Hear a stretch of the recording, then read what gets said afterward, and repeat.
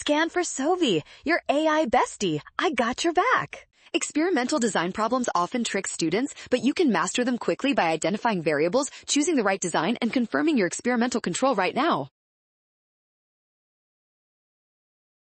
The student suspects rabbit size influences the medicine's effectiveness. Since size is a potential confounding variable, we must control for it to isolate the medicine's true effect, so watch this. To control for size, we should group similar rabbits together. A matched pairs design where we pair rabbits of similar size before assigning treatments effectively blocks out the size variable. Boom! Option C and D create bias by grouping by size, while E ignores the size variable entirely. Only option B correctly uses blocking to account for the size difference. Let's go!